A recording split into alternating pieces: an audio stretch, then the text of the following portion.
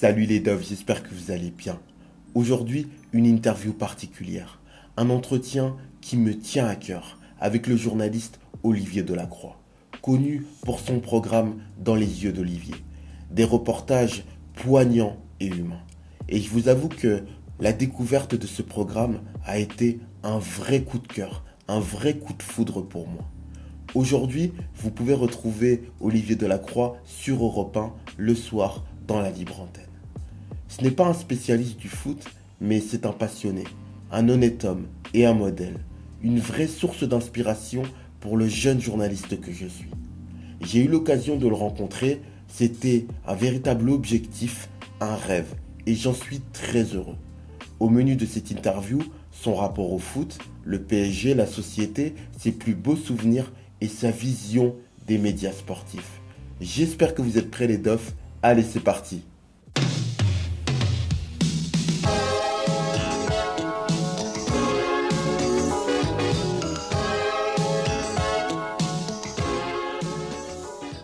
Vous avez été repéré par le FC Rouen à 16 ans. Ouais. Je sais que vous n'y êtes pas allé à cause de votre... Non, j'y suis pas allé à cause de mon père.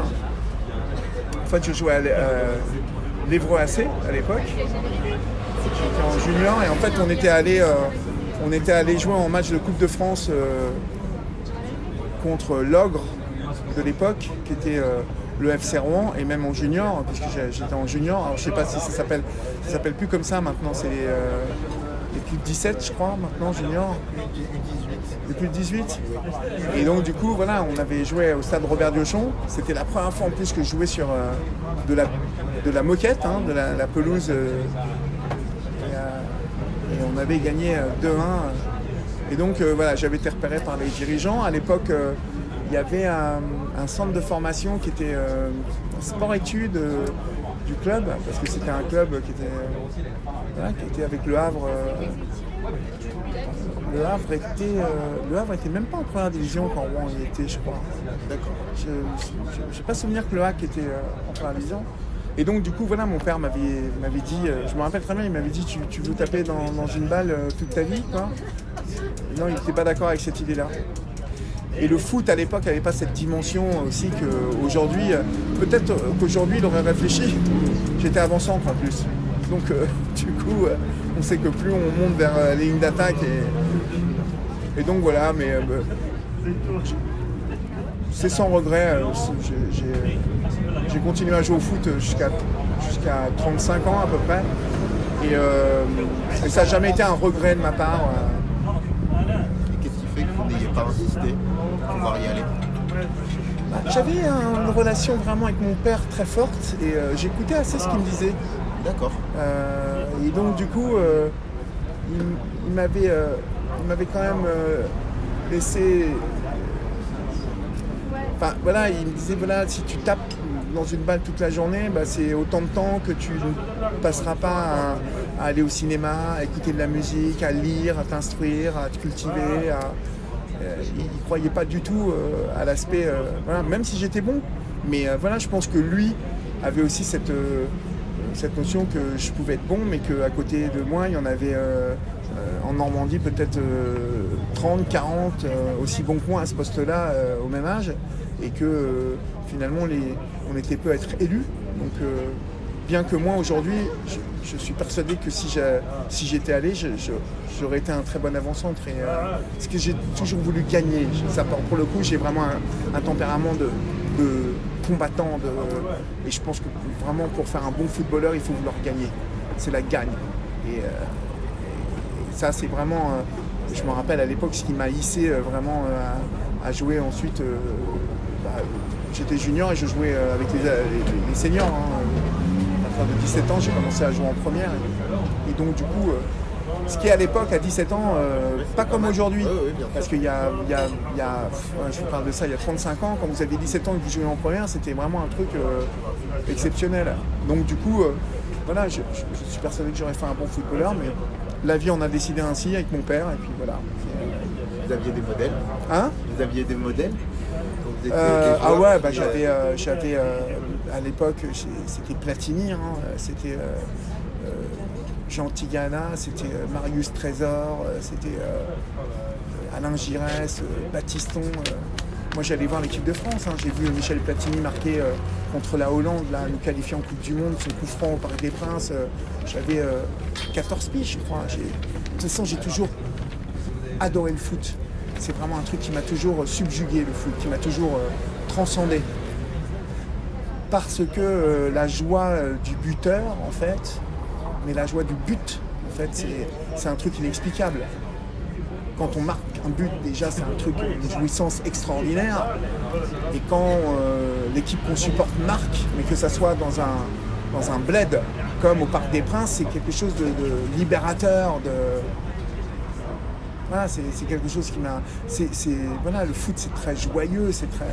Voilà, c'est sensationnel. Il y a un truc de la sensation qui est... C'est une explosion de joie, en même temps de liberté.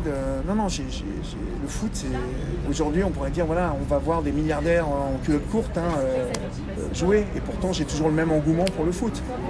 Hier soir, c'était la clôture du Mercato et je suis supporter du Paris Saint-Germain, même si je m'intéresse aussi aux autres clubs, parce que je voudrais un Olympique de Marseille, qui est sûrement le plus grand club avec le PSG français.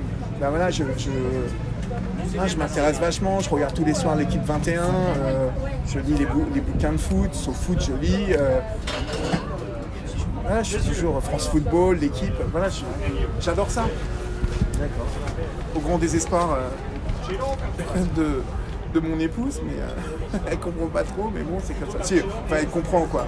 En fait, je pense que les femmes qui aiment pas particulièrement le foot, en tout cas qui sont pas touchées par ça, voient que c'est un truc de gamin, de gamin éternel, d'enfant éternel. Et pourquoi Paris alors? Bah, pareil, parce que je suis d'Évreux, et puis c'est à 100 km de Paris, et ça a toujours été vraiment mon club de cœur, quoi.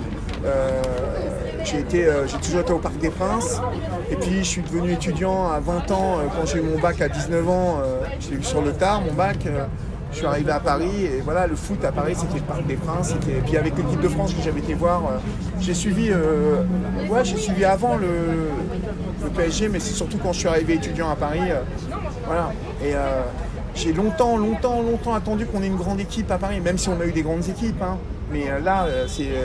avant que les Qataris arrivent, ça ramait pas mal, quoi. Donc du coup, je suis vraiment content aujourd'hui. J'enviais les clubs comme j'enviais Londres, en se disant, voilà, bien, un samedi après-midi, on peut aller voir un match de foot. Je regarde à la télé les stades pleins avec le soleil là en plein hiver. Et je me disais, à Paris, on n'a pas une grande équipe comme ça. Les matchs de Coupe d'Europe, aussi de Champions League, on se faisait tartiner à chaque fois très vite. Alors que maintenant, on a quand même la chance d'avoir un grand club à Paris, même si on n'a pas eu... On n'a vraiment pas eu de chance, quoi, parce que tout le monde dit voilà, que ce club, bien évidemment, ce club, il doit apprendre, c'est encore mais c'est pas tout à fait un jeune club, hein, Paris, c'est quand même un vieux club. Ça fait longtemps que Paris existe, ils ont gagné une coupe de l'UEFA. Donc quand j'entends des confrères dire mais ce club, par rapport à des institutions comme le Real de Madrid, comme Barcelone, ils ont encore beaucoup de progrès à faire.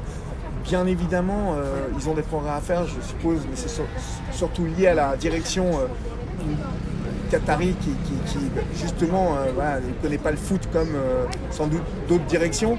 Mais je pense qu'il y a assez de gens de renom dont ils se sont entourés pour qu'on ait un jour qu'on gagne cette Champions League. Mais voilà, on a une très belle équipe et ça fait un moment que ça dure et en tout cas c'est très plaisant. Et pour vous, d'un point de vue de l'âme, est-ce que c'est le même PSG que... Est-ce que vous avez l'impression que c'est le même PSG malgré tout? Non, c'est pas le même PSG, mais je vais vous dire un truc, au même titre que Marseille. Oui. Aujourd'hui, c'est pas le même Marseille qu'on a connu il y a maintenant un moment. Hein. J'étais à la finale à Munich, parce qu'à l'époque je travaillais avec De Chavannes et on a présenté Coucou c'est nous du stade de Munich, du Bayern de Munich. Et vraiment, voilà, parce que l'équipe de Marseille aujourd'hui, mais il y a une chose qui est sûre, c'est que le public parisien, le public transi, fan de foot comme celui de Marseille, eh bien, il est le même aujourd'hui. Et c'est un public qu'on reconnaît l'engouement et la beauté d'un club, quoi. Et ce public-là, il a toujours été là à Paris. Le Parc des Princes a toujours été rempli, alors peut-être un peu moins à un moment, mais Saint-Germain de l'époque Michel Denisot, Canal+, ça a été quand même une très grande équipe et le public a été là dans les moments les plus durs. Donc du coup, non mais le club PSG est le même club parce qu'on entend souvent les Marseillais dire c'est à nous le club. Mais ils ont raison. Je veux dire, le club il est à tous ceux qui payent leurs billets, qui viennent et qui crient et qui chantent pour les couleurs de leur club. Et ça je pense que c'est partout en France. Je veux dire, les Rennais poussent leur club et je pense que s'il n'y avait pas cette pression du public et des gens qui aiment le foot et qui veulent voir une belle équipe chez eux, eh ben, il n'y aurait pas tout ce business autour. Voilà. C'est le public, c'est les gens qui sont amoureux du foot qui font le foot. Et après, le business, il a changé aujourd'hui, les joueurs. Mais voilà, bien évidemment, si vous regardez sur le terrain et vous vous dites, il y a combien de Parisiens sur ce terrain ? Maintenant, il ne va plus en rester beaucoup, maintenant que Rabiot est parti et que notre gardien est parti aussi. Il y a Kimpembe qui est le seul Parisien. Mais bon, quel joueur ? Donc du coup, voilà, quand il ne faut pas trop réfléchir en fait, parce que quand on se dit, si on réfléchit trop, on se dit, mais en fait, sur le terrain, il n'y a pas de Parisiens. Mais c'est un tout. Le foot, c'est une guerre saine. Mais c'est une guerre entre les villes, c'est une guerre de blason, c'est une guerre de fierté, c'est une guerre d'ego. Voilà, nous à Paris aujourd'hui, on a le Paris Saint-Germain et on va défier les Marseillais, on va défier les Strasbourgeois, on va défier les Lyonnais, puis après on va défier les Londoniens, les Mancuniens, les Allemands. Et à partir de quand, selon vous, la guerre va trop loin ? La guerre, elle va souvent trop loin. À chaque match, il y a des endroits où ça va trop loin. Mais moi, vous savez, il y a toujours eu des abrutis partout, quoi. Et ça, c'est pareil. Je pense que de tout temps, il y a toujours eu des crétins partout. Donc la guerre, elle va souvent trop loin. À des moments, j'entends souvent, je suis souvent heurté par des propos que j'entends au stade. En ce moment, il y a une polémique sur les propos homophobes. Et je pense que c'est un combat très sain et très noble, de remettre un petit peu au cœur du débat que c'est quand même du sport, c'est quand même on ne peut pas tenir n'importe quel propos dans un stade parce qu'il y a nos gosses qui viennent de là et que c'est un problème d'éducation tout ça. Est-ce que vous pensez que vu la place qu'occupe le football dans notre société, c'est parfois pour certaines personnes le moyen d'évacuer, du moins ils y mettent énormément d'affect? Est-ce que c'est pas finalement une dérive qui est logique? Est-ce qu'on peut faire concrètement quelque chose pour avoir des bons comportements, ou du moins des comportements qui ne soient pas insultants? Je crois qu'il faut éduquer les gens et on les éduque à travers ce qu'on est en train de faire. Je pense que les décisions d'arrêter un match au moment où on entend des cris de singe quand un joueur de couleur touche la balle, quand on entend des chants homophobes, je trouve que ça fait partie de décisions qui vont dans le sens de l'éducation, quoi. Et vous savez, des fois quand j'entends des gamins de 12 ans avec leur père à côté utiliser les mots enculé, pédé et tout ça, est-ce que ce sont des mots dans la bouche d'un enfant? Non. Donc je pense que il ne faut pas la prendre au premier degré, cette décision. Il faut la prendre dans un cadre de mesures éducatives, globales, et que le public de demain, il est déjà là, il vient avec ses parents. Et moi, ça me heurte pas du tout. Je trouve que c'est normal. J'envoie un texto à ma femme pour lui dire que je suis là à 20h15. Allez-y, je vous écoute. Et qu'est-ce qui fait selon vous que finalement le père il aurait jamais permis à son fils de dire enculé en dehors de, on va dire, dans la vie de tous les jours, et qu'au stade il lui permet? je pense que le père, il permet de dire ça parce qu'il est lui aussi dans un cadre où il a oublié justement que dans ce cadre-là, justement, les enfants apprennent beaucoup de choses, quoi. Et on peut rire de beaucoup de choses, on peut hurler, on peut ne pas être content d'une décision de l'arbitre, on peut... même moi, j'ai des comportements cons. J'ai souvent des comportements cons quand je gueule après l'arbitre, que je peux dire c'est un connard, cet arbitre, c'est un mauvais et tout, mais... C'est-à-dire que la limite, elle est difficile à déceler, finalement. Mais le stade, c'est un défouloir, hein. Mais attention, en fait, il y a une limite à se défouler. Est-ce que c'est possible qu'il soit un défouloir et en même temps qu'on y mette des limites? Est-ce que c'est possible qu'il y ait des limites au défouloir? C'est possible, en tout cas, il faut mettre des limites dans certains domaines. Encore une fois, j'ai évoqué les cris de singe, c'était intolérable. Les chants homophobes, c'est intolérable. Mais c'est compliqué de fixer des limites parce que, vous voyez, en fait... il y a une telle tradition un peu populaire de gens qui emploient des termes alors que c'est pas du tout dirigé contre la communauté homosexuelle, ça n'a rien à voir. Donc il ne faut pas tout confondre. Quand par contre on a des banderoles qui font allusion à ça et qui sont un peu lourdes, quoi, et je pense qu'il faut marquer le coup. Mais ça sera difficile à mettre en place en tout cas. Ça sera difficile à mettre en place parce qu'il y a un mélange de gouailles vieilles comme le monde et qu'on n'enlèvera pas des stades. Donc ça me semble compliqué. Ça va être compliqué. Je vous laisse envoyer de votre texte. Ouais. Je suis obligé de partir dans 12 minutes, ça vous va? On va essayer d'aller vite. Autrement, on peut la continuer demain, hein, si vous voulez. Hein. Ça m'embête pas, hein, moi. Avec plaisir. Comme vous voulez. Hein. Oui. Ça vous dérange pas? Pas du tout, pas du tout. Si vous me dites, même à la rigueur, demain, dans un endroit, vous n'êtes pas obligé de venir là, mais on peut... Oui, mais j'imagine que vous avez une journée plus chargée que la mienne. Non, ça va. Oui, mais ça va, mais on peut faire ça... On a discuté.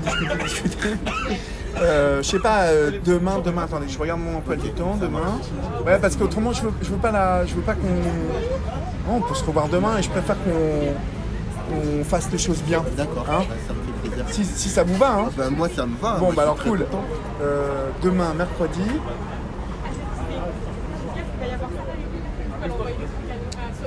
On a rendez-vous à 15h30, 16h30. Je vous propose 17h30 ici, est-ce que ça vous va? Parfait. Hein, on se refait ça comme ça, Je vais le noter tout de suite.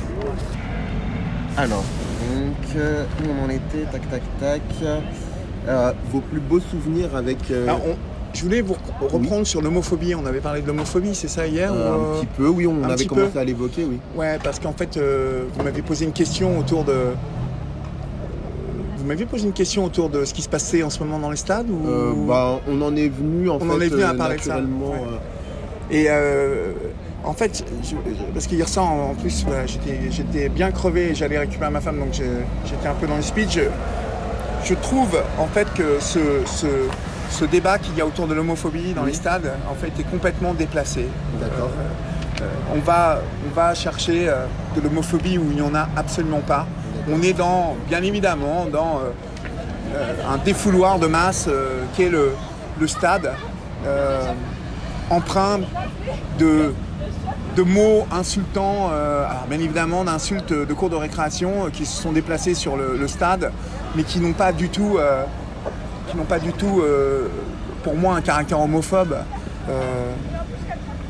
Et je m'étonne même que la communauté homosexuelle, en fait, qu'on n'entend pas beaucoup, on entend beaucoup les gens de la société civile, les politiques, les gens de la Ligue, mais on n'entend pas beaucoup les associations. Alors sans doute elles réagissent, hein, mais voilà, je trouve pas du tout que ça soit de l'homophobie. Et je trouve que c'est un débat stérile et justement qui va mettre un peu le projecteur sur ce qu'est l'homophobie et du coup le risque aujourd'hui, en soulevant des débats comme ceci, là où il n'y en a pas, c'est de nourrir ce type de fléau qu'est l'homophobie, en fait. Un stade, c'est comme une cour de récréation, en fait, et c'est là où, en fait, on se permet d'être un peu encore des gosses et de dire des gros mots, dont des mots qui peuvent voilà, être pédé, enculé et tout ça, mais qui n'ont aucune connotation homosexuelle, Mais je pense homophobe, pardon. Mais je pense que justement le débat il est là. Je pense sur le sur le fait de qu'est-ce qu'un stade et est-ce que justement le but d'un stade c'est d'être une cour de récré ou alors est-ce que c'est normal? Moi c'est comme ça qu'on puisse avoir des comportements qu'on n'aurait pas dans la vie civile et est-ce que c'est normal que la législation, l'éthique et la morale entre guillemets n'est pas entre guillemets lieu dans ces enceintes. Pour moi il est là le vrai débat. Ouais. Mais après, ouais. On pourra en discuter des heures, mais la morale, l'éthique, pour moi, si vous voulez, dans un stade, la morale et l'éthique, elle est respectée quand des supporters ne se battent pas ensemble, ne s'insultent pas spécialement. C'est souvent dirigé contre les joueurs et c'est bon enfant en fait, quoi. Et pour moi, ça dépasse pas ça. Voilà. D'accord. C'est juste, je voulais donner mon opinion par rapport à ça. D'accord, ok. Et donc du coup, étant donné que vous êtes allé pas mal au Parc des Princes, ouais. Est-ce que vous pourriez me raconter vos plus beaux souvenirs? Je vais vous dire, j'ai mon plus beau souvenir au Parc des Princes. Il est dans une période assez noire de ma vie. Une période où j'ai perdu mon fils il y a 16 ans de ça. Et j'étais vraiment... j'ai ce souvenir d'être resté 6 mois sans rire, sans avoir la moindre sensation de plaisir, de joie. Et en fait, on m'a un peu tenu la main pour aller au stade un soir, un peu forcé la main. Les potes m'ont dit allez, il faut que tu sortes et tout. Et en fait, je suis allé voir PSG OM. Et en fait, c'est quand Paoletta marque le long de la ligne de touche, de la ligne de corner, il marque ce but à Fabien Barthez d'anthologie, où là, en fait, j'ai explosé. Et en fait, c'est vraiment mon meilleur souvenir au parc parce que je me suis senti en vie, parce que j'ai explosé de joie avec le stade, avec tout le stade, et c'est pour ça que j'aime le stade. C'est pourquoi je vous ai dit que j'aimais le stade, j'aimais cette ferveur. Et il n'y a qu'au foot qu'on peut avoir ça. Et en fait, c'est mon plus beau souvenir parce que ce jour-là, je me suis senti vraiment en vie. Et ça m'a rappelé à ce que c'était que la sensation de plaisir, de bonheur. Donc c'est mon plus beau souvenir de stade. Ouais, c'est beau. Vous m'avez mis des frissons là. Et comment vous expliquez justement que finalement que le foot, que le stade vous ait permis, parce que c'est hyper fort selon vous, si vous deviez décortiquer, qu'est-ce qui a fait que finalement il y a eu ce déclic alors que c'est hyper lourd? Parce que je crois qu'au moment où le stade explose, je pense qu'on est tous à vivre la même chose. On est dans une sensation de joie, de bonheur. Et à ce moment-là, pour quelques secondes, on oublie presque qui on est, quoi. On est dans une communion de joie, de plaisir, une explosion de joie qui fait que voilà, je pense qu'on est dans un court instant dans ce que peut être l'état de lévitation, de jouissance, de plaisir. Et c'est pour ça que je me réjouis à chaque fois que je vais au stade. Vous savez, j'ai fait un peu de foot pour Canal à un moment et j'allais interviewer des joueurs, ça s'appelait Our House, notre maison, pour Darren Tulette, quand il était sur Canal. Et je me souviens avoir été voir les Glasgow Rangers. Non, le Celtic, je sais plus où, non, ils jouent aux Glasgow Rangers. Et donc,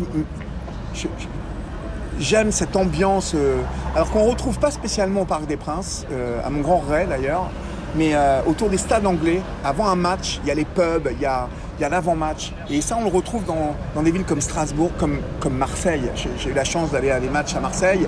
Et il y a l'avant-match, il y a déjà cette ferveur autour du stade.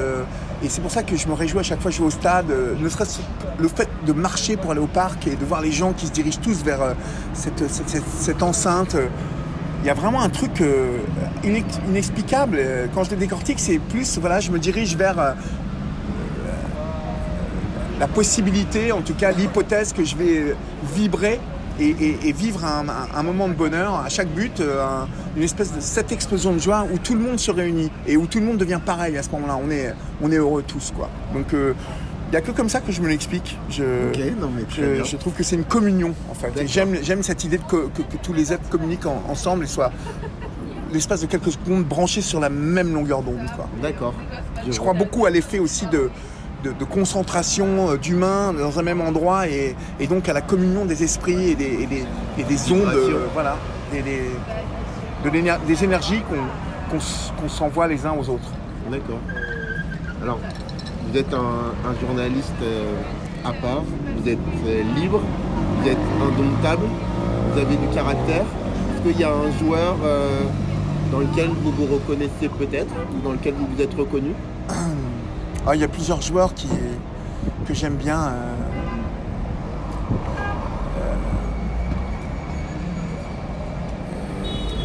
J'ai toujours aimé les joueurs fougueux. J'ai toujours aimé les joueurs physiques.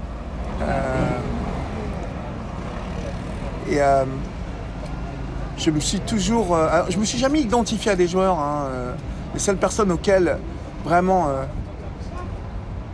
si je devais échanger ma vie contre une autre, je l'échangerais avec une rockstar. Parce que j'ai eu la chance d'avoir une carrière musicale et d'avoir pu jouer sur des grandes scènes devant des milliers de personnes. Et la plus grosse date que j'ai fait, c'était les Eurocaines devant 15 000 personnes. Et donc du coup, il n'y a pas plus grande jouissance que de jouer, chanter devant une foule comme ça.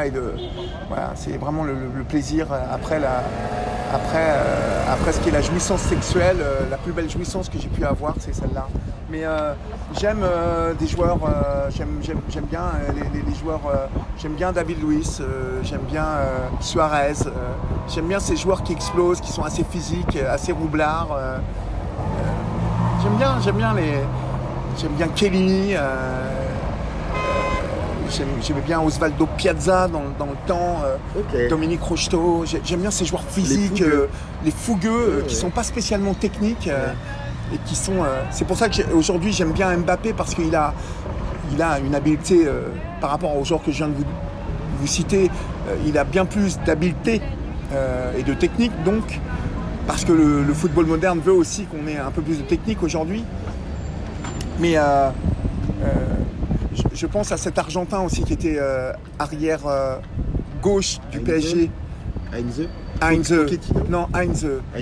J'adorais Heinze. Vraiment, c'est un joueur vraiment qui me fascinait, que j'aimais beaucoup. En plus, que je trouvais très beau. J'aime plutôt les joueurs fougueux, qui explosent et qui n'ont pas spécialement une technique extraordinaire, mais qui par leur physique, peut-être parce que j'étais ce type d'avant-centre moi. D'accord. Et un Zlatan, qu'est-ce que ça vous évoque? J'aime beaucoup le joueur. Zlatan a ce côté explosif, ce côté fougueux, ce côté roublard. Parce qu'il est intelligent en plus, il a ce côté... j'aime bien ce côté... Je sais qu'il survole beaucoup de joueurs intellectuellement. Et donc c'est vraiment une vraie chiasse, comme on dit dans le foot. Et je le vois, je le devine quand il chambre ses adversaires.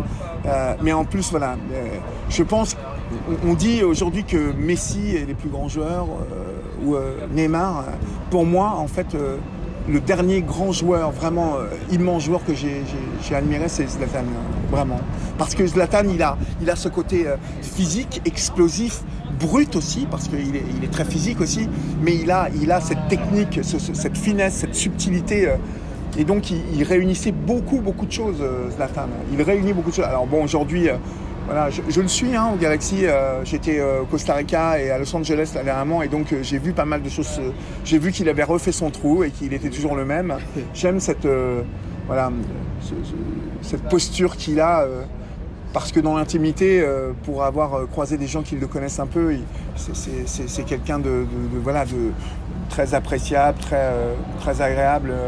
Et voilà, ce jeu, le personnage public qu'il est, cette prétention qu'il dégage, voilà, ça m'a parfois agacé.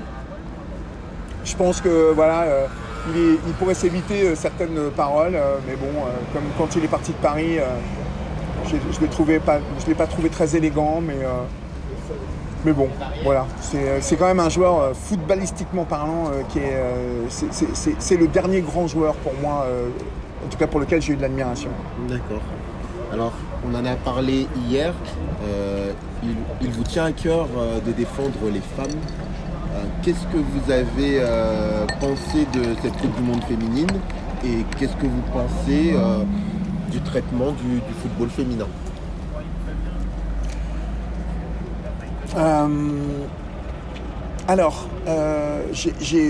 Vraiment, je me suis réjoui que cette Coupe du Monde soit un succès, un véritable succès. Quand vous voyez les audiences que TF1 a réalisées, je trouve ça super encourageant et très, très positif, bien évidemment, de voir que le pays s'est enflammé pour son équipe de France, une belle équipe de France. Bien évidemment, je regrette qu'elle ne soit pas allée plus loin. À partir du moment où moi je considère qu'il y avait un penalty en plus qui n'a pas été sifflé à un moment du match qui était franchement, voilà, si ce penalty avait été sifflé là où il avait été sifflé dans d'autres matchs avec le VAR, pour moi il y a un penalty. Je regrette simplement ça, mais ça c'est peut-être aussi que je suis très mauvais joueur et très chauvin en fait. J'ai beaucoup de mal avec la défaite. D'accord. Comme je vous l'ai dit, je suis un gagnant, donc ce côté gamin, ce côté gamin en fait que j'ai ressort. J'ai beaucoup de mal à accepter ma femme hallucine quand je rentre des matchs du PSG, ou qu'elle me voit le soir de la remontada ou le soir où on perd aussi le championnat d'Europe contre les Portugais. Enfin, moi je mets 3-4 jours à m'en remettre, quoi. Ça me plombe le moral, ce qui est totalement débile, hein. Mais comment vous l'expliquez? J'ai beaucoup de mal à l'expliquer. C'est quelque chose auquel je pense. Je me réveille les 4-5 matins qui suivent avec une espèce de tristesse et d'angoisse. Et je ne me l'explique pas. Sans doute, est-ce l'intensité de ce que je vis sur le coup et l'intensité de la défaite qui me... Mais ça me caractérise. Hein. Vous pourriez me décrire justement ce que vous vivez? Mon meilleur ami, dites-moi que j'ai cette insouciance lorsque je veux quelque chose et c'est ce qui fait il me dit c'est ce qui te détermine et c'est ce qui te c'est ce qui me caractérise. Il me dit tu as ce truc de tenter des choses toujours, un peu hallucinantes pour moi. Là où moi je réfléchirais pendant longtemps avant de tenter et j'essaierais même de me projeter dans d'hypothétiques résultats ou conséquences de ce... Toi tu fonces, tu y vas. Et c'est ce qui t'a fait évoluer et tu as souvent eu raison en plus de te lancer dans ces choses-là.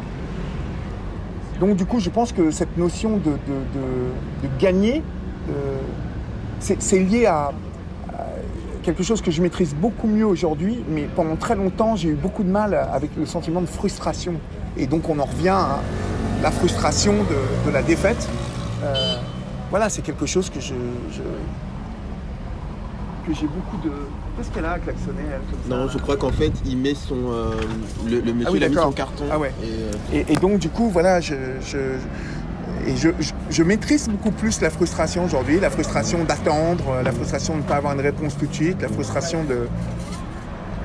Même qu'on ne me prenne pas sur un projet et qu'on prenne quelqu'un d'autre, voilà. Mais je maîtrise beaucoup mieux ça depuis pas très longtemps, depuis 2 ans. D'accord. Et qu'est-ce qui a changé ça? C'est que je vieillis, c'est que je mature, c'est que j'ai une fille de 15 ans à laquelle je dois expliquer aussi qu'il faut gérer sa frustration. Et donc du coup, quand vous apprenez à votre fille à gérer sa frustration, il faut que vous soyez en adéquation avec ce que vous racontez. Il faut que vous sachiez, vous, appliquer ces choses-là et ces règles. Autrement, si vous l'expliquez et que vous n'y croyez pas et que vous ne l'appliquez pas, c'est... Donc je pense que le fait d'être père m'a aidé aussi à gérer ce type de sentiments-là. D'accord. Et donc voilà, si je dois expliquer ça, c'est que la frustration de perdre, c'est quelque chose terrible. D'accord. Et pourtant, comme je vous l'expliquais hier, il y a 11 joueurs du PSG qui sont argentins, Brésiliens, il y a toutes les nationalités, espagnols, sont pas des Parisiens, mais c'est le club, c'est la fierté, c'est de dire aux potes marseillais, ah regardez, nous on est en championnat. Enfin, c'est un truc d'enfant, quoi. Et je pense que dans mon équilibre général, ce côté enfant, il est aussi important. Il fait partie des rêves, il fait partie de ses aspirations à la liberté, il fait partie de ne pas lâcher justement cette partie-là de ma vie, parce que l'enfance, c'est la magie, c'est l'insouciance, c'est la liberté, c'est une période de notre vie où on n'a pas du tout de contraintes. Donc sans doute, voilà, je pense que ça a une place fondamentale dans mon équilibre général. Aussi bien, voilà, c'est aussi important que ma maturité d'homme, de mari, de père, de journaliste aussi, la responsabilité que j'ai d'aller recueillir la parole des autres et de la rétribuer de la meilleure manière que ça soit, ma manière de les faire cheminer aussi à un moment si je me sens la capacité de le faire pour eux. Voilà, je pense que c'est un tout cette vie. Voilà, je me l'explique comme ça. Vous êtes volontairement déraisonnable avec le football. Déraisonnable, oui, enfin, dans la défaite, oui. Dans la défaite, oui, mais alors je suis très raisonnable. Vous voyez, je supporte le PSG, mais je prends un plaisir immense à aller au Vélodrome. Je regarde les résultats de l'OM, je me réjouis quand l'OM gagne.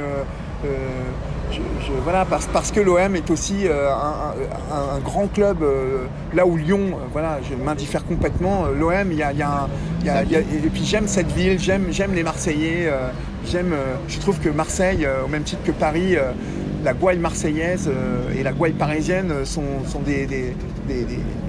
partie de notre patrimoine et de ce qui détermine les Français, quoi. Donc, en tout cas, quand on pense à la France, on va penser à Marseille, on va penser à Paris, on va penser à Toulouse. Voilà, il y a des endroits en France qui sont pour moi importants. D'accord. Voilà, je suis.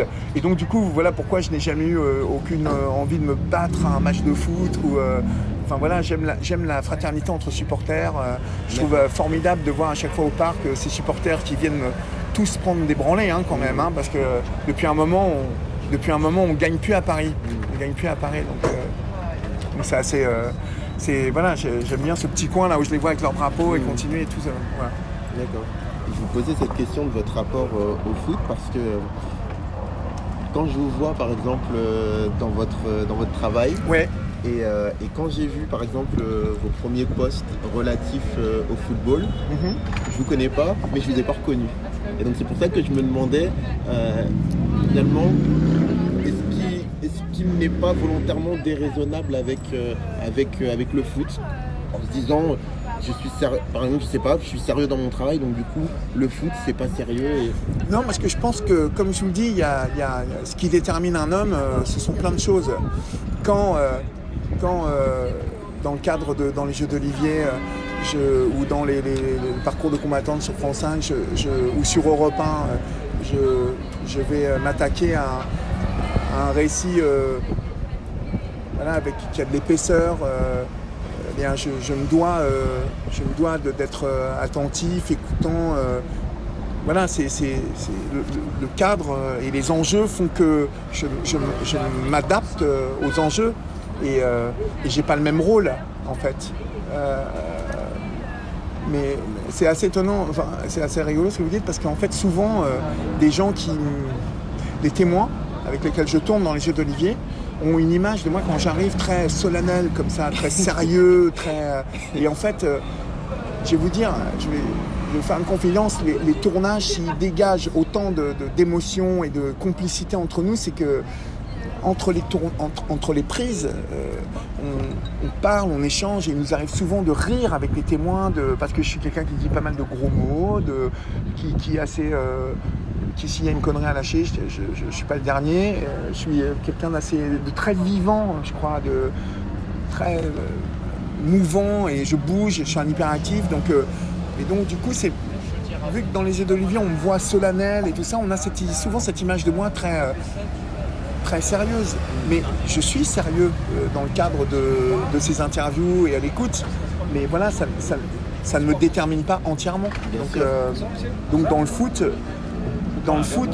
j'aime ce côté déraisonnable, mais il y a aussi de la beauté, de la stratégie. Vous voyez, en fait, moi j'ai aimé cette équipe de France l'été dernier, enfin il y a 2 ans déjà maintenant, il y a un an. J'ai aimé, moi je me rappelle de la grande équipe d'Italie, championne du monde. J'ai toujours appris qu'une grosse équipe de foot, c'est tout d'abord une équipe qui sait défendre. Et je trouve que voilà, même si notre jeu n'était pas super impressionnant et c'était pas du football champagne, voilà, qu'est-ce qui compte en fait? Ce qui comptait, c'est que c'est la joie au moment où on marque. C'est la joie aussi de savoir que cette équipe, elle sait défendre exceptionnellement bien. Et donc, voilà, j'aime aussi le football tactique. Voilà, il y a plein de choses qui... Mais bon, donc pour en revenir à... ce qui me détermine, c'est pas que ce que je suis dans ce métier. Voilà, et je suis plutôt quelqu'un d'assez... gay. J'ai mon clan là, de potes, on est plutôt des vrais garçons, quoi. D'accord. Et donc juste pour revenir sur le foot féminin, est-ce que vous comprenez qu'on compare sans cesse foot masculin et féminin? Est-ce qu'on a raison de faire ça ou pas? Non, ça n'a rien à voir. C'est alors, je vais vous dire, je regarde pas vraiment le football féminin. D'accord. Mais je pense qu'aujourd'hui, voilà, le football, il séduit beaucoup de femmes. Et en ça, en fait, c'est ça qui est plaisant, en fait, je me bats contre l'idée que le football, le rugby ne soient pas des sports féminins. Au nom de quoi, en fait, on va juger une femme qui joue au football, qui joue au rugby, qui va exercer un sport qui est viril. Voilà. Il y a certaines personnes qui ont du mal avec, et qui sont très stéréotypées finalement, qui sont étroits d'esprit. Bien sûr. Mais voilà, le football féminin est pas... Mais voilà, je regarde les résultats maintenant aujourd'hui de Lyon, du PSG, de Chelsea, je regarde et je me réjouis quand le PSG féminin gagne. Voilà. J'ai une connaissance qui s'appelle Bernard Mendy qui s'occupe des filles au PSG. Voilà, c'est à travers différentes choses comme ça que je vois qu'il y a des professionnels du football masculin qui se mettent à entraîner les filles et je pense que petit à petit, sans doute en fait, avec cette Coupe du Monde, comme beaucoup, moi j'ai vraiment découvert, parce que le football féminin, je savais que ça existait, mais je m'y intéressais pas vraiment. Et donc du coup, mais je me suis quand même vu vibrer devant les matchs de l'équipe de France, comme beaucoup de monde. Donc voilà, c'est l'événement, si vous voulez, qui fait que je vais m'attacher. Et encore une fois, ce sont les mystères du chauvinisme qui jouent. C'est que voilà, j'aime le football, donc j'ai trouvé cette équipe de France. Encore une fois, voilà, j'étais vraiment vert. Je regardais, j'étais en tournage quand elle jouait contre les États-Unis. Je peux vous dire que j'étais sur mon téléphone et que j'ai regardé le match et que j'étais vert parce que je trouvais que ça s'est passé. Même si les États-Unis étaient bien au-dessus de nous sur un match, en tout cas, ça aurait été jouable. Mais voilà, comme je suis un homme de liberté, j'entends pas du tout qu'on puisse s'élever contre le football féminin en disant que c'est pas joli, c'est pas gracieux, tout ça c'est des conneries. Le football féminin, alors je me ferai engueuler encore par ma collaboratrice et bras droit, Katia Maxime, qui le jour où on faisait une émission sur Europe 1, justement c'était sur ce qui déterminait les choses, où j'avais dit à quelqu'un, mais non, mais le football féminin est très subtil, très agréable à regarder parce qu'il est beaucoup plus fin. Et elle m'avait dit, mais pourquoi tu te sens obligé de dire ça? Et c'est vrai, elle avait raison, en fait. Je me mettais à me justifier que je trouvais le football féminin intéressant parce qu'il était plus... Alors qu'en gros, c'était con de dire ça. C'est juste, voilà, j'aime le football, donc qu'il soit pratiqué par les hommes ou les femmes, c'est la même chose. Très bien. Et bon, après, voilà, je suis un garçon et c'est vrai que le football masculin va plus vite, il est plus viril, et donc c'est ce pourquoi j'y reste fortement attaché. D'accord. Alors, ces dernières années, il y a une fracture entre la presse et les joueurs de foot en général. Ouais. Vous qui êtes un journaliste qui arrivait à créer le lien, qui est empathique, Est-ce que vous pensez qu'on ne l'est pas assez avec les footeux? Est-ce que vous pensez qu'on n'est pas assez empathique? Non. Alors moi, je vais partir du statut du footballeur professionnel. Aussi bien que quand on est un personnage public, on se doit d'accepter d'être critiqué, d'accepter donc la critique et d'accepter d'échanger avec... alors, de manière loyale, vous voyez. Et je pense que quand on est footballeur professionnel, on se doit de communiquer et d'accepter voilà. Quand je vois des gens comme Thierry Henry, comme Ribéry, comme comment s'appelle-t-il, l'avancement du Real, Benzema, qui à un moment ne veulent plus parler à la presse française, je pense qu'ils font une erreur vraiment fondamentale. Alors, il y a une différence entre ne plus accepter de parler à un journaliste qui vous a manqué de respect et qui, de par son attitude non professionnelle, mérite que vous ne parliez plus avec lui. Mais par contre, un professionnel de football qui se respecte et qui veut être complet doit continuer de communiquer, de parler avec les journalistes et d'échanger. Et quant à l'empathie avec les footballeurs, c'est du football.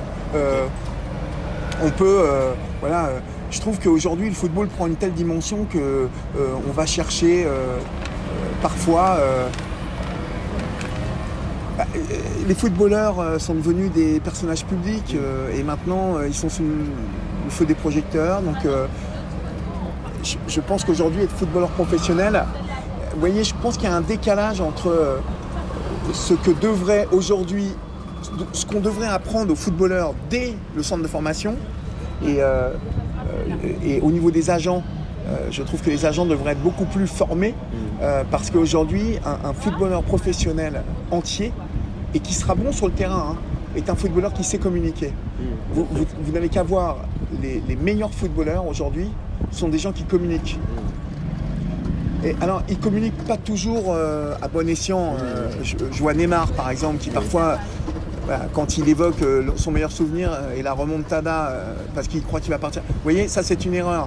Mais d'une manière générale, Neymar est un mec qui tweet, qui Instagram, qui parle, qui peut de temps en temps pleurer devant les caméras et c'est plutôt, voilà, c'est plutôt, moi je trouve ça plutôt, voilà, le mec il se cache pas, il a un côté un peu divin, un peu, mais moi je préfère un joueur comme Neymar qui communique et qui peut faire des erreurs plutôt qu'un joueur qui refuse du jour au lendemain de parler à la presse. Je pense que voilà, aujourd'hui, le métier de footballeur professionnel, c'est aussi d'être un bon communicant. Et je pense aujourd'hui que les footballeurs, avec ce qu'ils gagnent, devraient s'offrir ce service-là, de prendre des cours, vous voyez, des cours de langage, des cours de voilà. Vous voyez Mbappé aujourd'hui quand même. Mbappé sait s'exprimer. Il y a beaucoup de footballeurs aujourd'hui depuis 4 ans, 3-4 ans, je trouve que cette nouvelle génération de footballeurs, c'est vraiment communiquer. C'est important. D'accord. Mais de là à dire qu'il faut de l'empathie vis-à-vis des footballeurs, on est dans un jeu, vous voyez, j'ai travaillé à la rédaction de Canal+, avec des journalistes sportifs, et j'ai trop souvent senti, à l'époque, une espèce de complexe de la part de certains journalistes sportifs quant au salaire que ces footballeurs gagnaient, une espèce de jalousie malsaine qui faisait que dès qu'on pouvait se foutre de la gueule d'un footballeur parce qu'il ne savait pas aligner trois mots, j'ai trouvé ça un peu fastoche par moment. Donc du coup, je pense que c'est un milieu où il y a déjà un gouffre salarial entre ceux qui écrivent et qui sont les journalistes sportifs et ces footballeurs qui sont souvent riches, et puis ou autrement qui gagnent très très bien leur vie, parce qu'un joueur de foot, même pas très connu, il gagne pratiquement 15 fois, ou enfin en Ligue 1, il gagne 15 fois ou 20 fois ce qu'un journaliste gagne normalement, enfin à peu près, je suppose. Donc du coup, il y a il n'y aura pas d'empathie dans ce jeu-là. D'accord. Je la sens pas, l'empathie de la part des journalistes vis-à-vis des footballeurs. Et puis alors des footballeurs vis-à-vis des journalistes, attendre de l'empathie des joueurs de foot, c'est même pas la peine. Parce que alors, les footballeurs, ils ont quand même cette capacité à être... ils sont en clan et le reste du monde n'existe pas, quoi. Pour peu, si vous avez... ça a dû vous arriver, vous... d'appeler un footballeur et il vous rappelle jamais, il vous dit même pas qu'il a bien reçu votre message, il en a rien à foutre. Voilà. Mais il n'y a pas que les footballeurs. Non, il n'y a pas que les footballeurs, mais bon, c'est quand même une grande spécialité des footballeurs. D'ailleurs, je l'ai dit à Bernard Mendy dernièrement, qui ne répondait pas à un de mes appels et de mes SMS, je lui ai dit maintenant tu es journaliste, tu n'es plus footballeur professionnel, donc il va falloir répondre maintenant, Bernard. Et il s'est marré. Il a fini par me répondre d'ailleurs. Et comment vous expliquez qu'en France on ait une telle fracture avec les Benzema, les Ribéry, parce que bon, moi je vous ai posé cette question-là par rapport à la presse, parce que eux en tout cas fustigent beaucoup l'attitude de la presse. Pourquoi en France on a autant de problèmes avec certains de nos footeux? Pourquoi? Alors je vais vous dire moi, concernant Benzema et Ribéry, je pense que la fracture, elle est venue de ce que dégage la France régulièrement vis-à-vis des gamins de cité.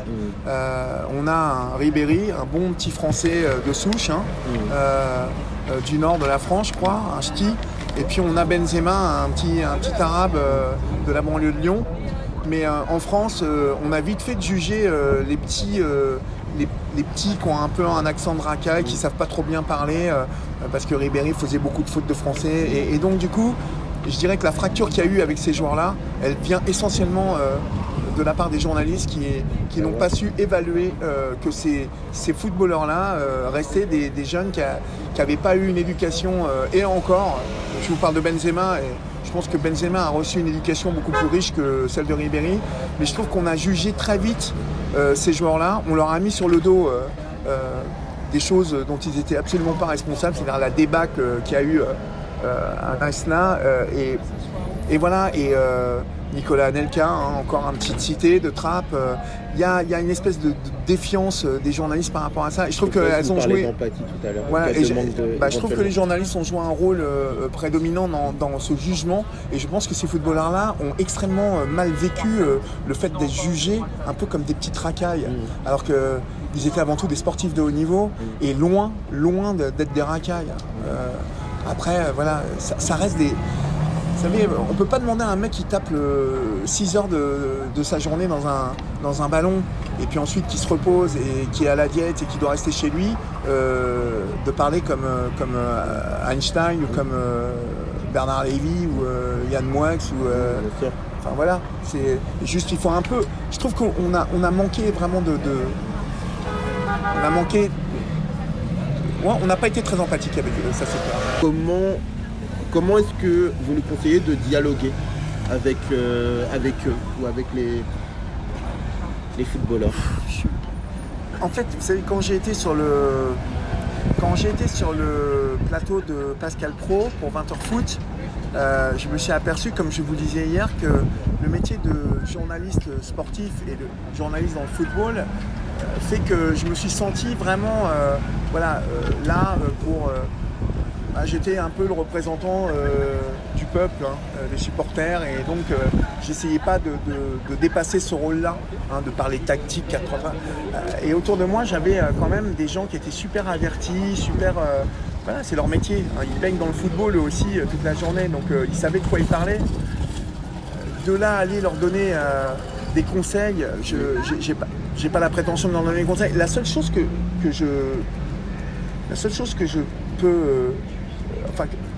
je remarque régulièrement, parce que j'écoute les émissions de foot, et je trouve parfois, en tout cas si nos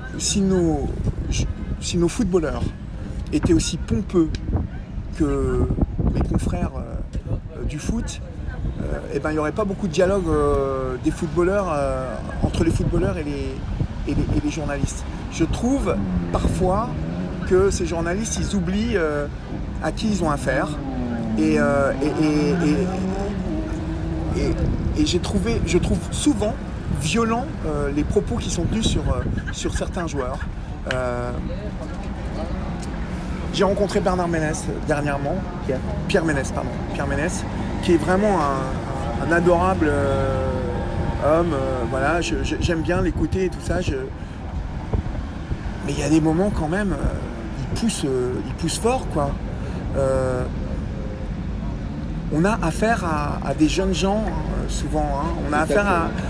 voilà, et lorsqu'on a 40 ans, 50 ans, on est plus mature. De par le fait qu'on soit journaliste, on est... Encore une fois, on ne peut pas demander à un sportif de haut niveau d'avoir un... Vous voyez, ces gens-là, on a vu des Zinedine Zidane. Aujourd'hui, voilà, il a évolué parce que vedette qu'il est au contact de gens illustres de ce monde, d'intellectuels. On a vu quel homme il est devenu. Enfin, Zinedine Zidane, en interview au moment de la Coupe du Monde, excusez-moi, c'était pas non plus une lumière, quoi. Donc du coup, vous voyez ce que je veux dire, c'est qu'il n'y a pas... Il n'y a pas d'indulgence, je trouve, de la part du milieu. Et je trouve que des deux côtés, on en est arrivé à des extrêmes, avec des joueurs qui s'arrêtent de communiquer comme ça, qui font les divas. Donc erreur de communication, erreur d'éducation, erreur de la part de leur entourage professionnel. Hein, je parle des agents et des conseillers, de leur dire attention, il faut communiquer, il faut... Et puis erreur de la part des journalistes d'être aussi violents parfois et manquer autant d'indulgence. C'est pour ça que je vous parlais de l'empathie, et moi ça me fait écho avec vos documentaires que je regarde. Vous avez toujours le respect de ce que font les gens, de ce qu'ils accomplissent dans leur vie. Ne pensez-vous pas qu'il y a un manque de respect de la performance sportive, dans le sens où il faut avoir un avis tranché, bon ou nul? Moi j'ai vraiment cette impression-là. Alors c'est ce que j'allais vous dire. Hein. Moi, dans le cadre de mon travail, voilà, j'ai le plus grand respect pour mes interlocuteurs parce que ce sont des gens comme vous, comme moi. Dans le football, on est dans d'autres dimensions, on est dans d'autres paramètres qui font que voilà, la folie qui s'est emparée de ce milieu et même la portée de la parole des journalistes, parfois, je pense que je vais peut-être vous surprendre ou pas du tout, mais je trouve qu'il y a beaucoup plus de gens prétentieux et pompeux chez les journalistes que chez les joueurs. Pour en avoir rencontré beaucoup de joueurs, parce que j'ai la chance de pouvoir, de par mon métier, quand j'en croise, pouvoir discuter. J'ai discuté avec Matuidi l'autre jour. Je peux vous dire voilà, que je vois mal Matuidi dire d'un journaliste son papier est nul, il faut qu'il retourne à l'école. Vous voyez, donc bon, il y a voilà, il y a un manque de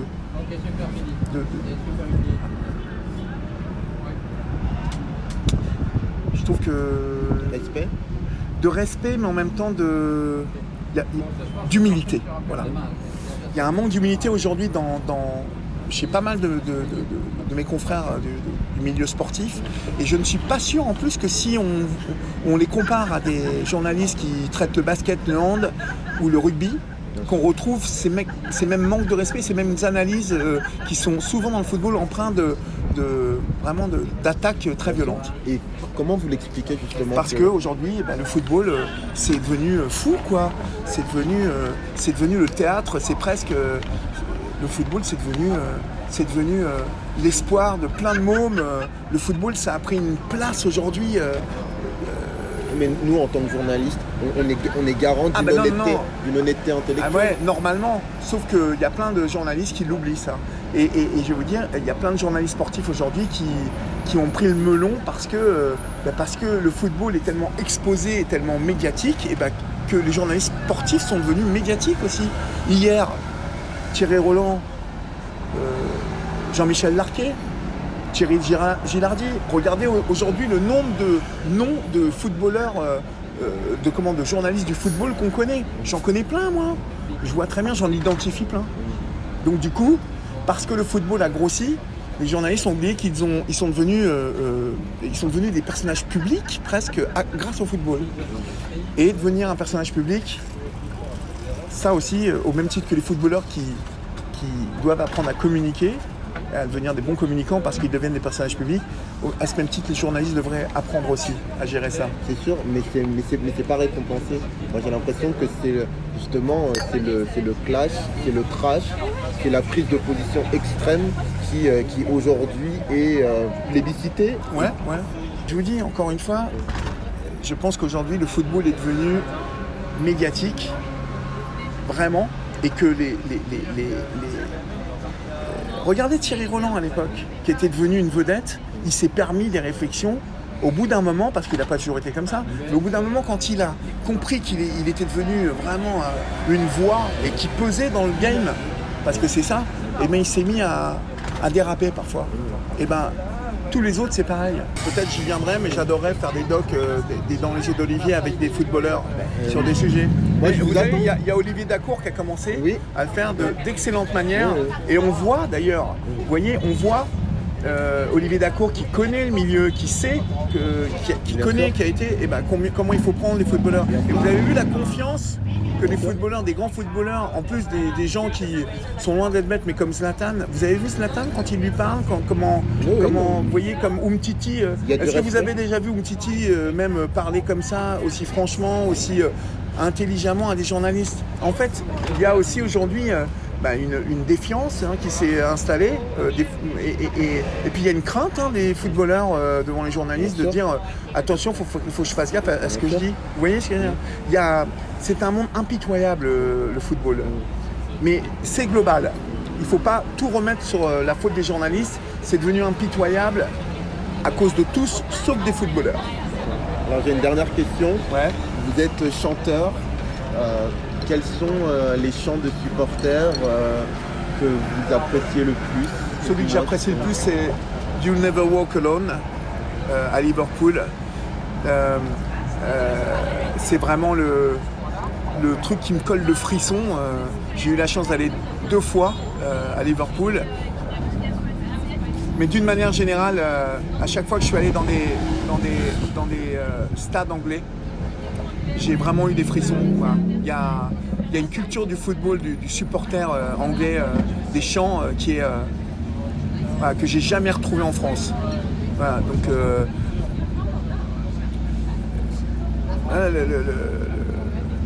vraiment le truc, le chant You Never Walk Alone, je l'ai vécu vraiment, donc c'est vraiment le truc qui me... Mais je pense que dans chaque... Je suis allé à Chelsea, il y a des chants à Chelsea pour supporter le PSG. J'ai adoré vivre ces moments-là, quoi. Donc j'ai pas voilà, You Never Walk Alone, c'est vraiment le truc.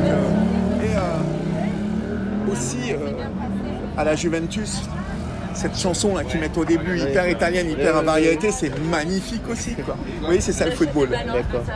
Une chanson un peu de variété, un peu bien, qui a l'air bien populaire, mais c'est magnifique. Et c'est tous ces Italiens, tout le stade qui chante en italien et tout. Ce qui est important surtout, c'est d'entendre un stade chanter, quoi. C'est surtout ça qui prime. Ok. Écoutez, merci beaucoup. Ouais, c'est cool. Ça m'a fait plaisir. Merci, Fabien. Eh les mecs, vous cognez sur des plus petits que vous? Hein? Ça a l'air vachement cool. Je peux jouer avec vous? Et s'il te plaît, tu peux me donner du feu? Ouais, tiens, voilà. Qui t'es, toi? Qui je suis? Je m'appelle Doraemon et je suis le boss de la bande de Santama.